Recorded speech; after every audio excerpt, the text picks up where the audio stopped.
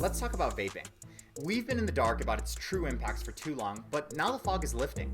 First off, vaping isn't just a harmless alternative to smoking.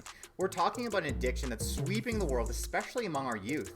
In the US alone, high school students vaping peaked at a staggering 27.5% in 2019. What's even more alarming is that in the UK, the number of children dabbling in vaping has surged by 50% just this year.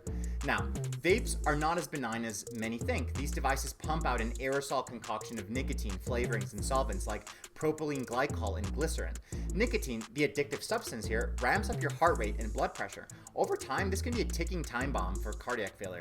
But wait, there's more. Those solvents, they're known to irritate your airways, leading to coughing, sore throats, and decreased lung function. And those flavorings, some contain chemicals like diacetyl, notorious for causing serious lung condition in industrial settings. Now, vaping does release fewer toxic substances than smoking, but it's not without its villains. Heavy metals like nickel and chromium leached from the heating elements are linked to lung cancer. And what about the long-term effects? Studies show that vaping can cause DNA damage, inflammation, and even cancer in animal models.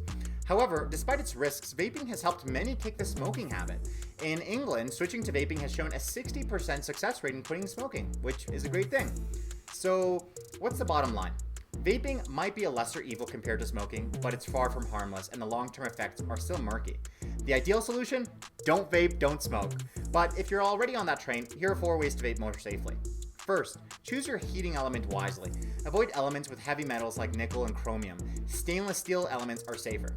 Also, replace the elements regularly to reduce metal contamination.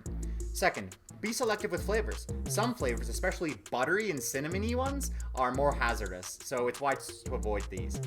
Third, understand the solvents. Propylene glycol and glycerin are the common solvents used, and they have their own risks. And finally, airflow matters. Open device vents to reduce the concentration of harmful substances in the aerosol is always a good idea. But at the end of the day, don't vape.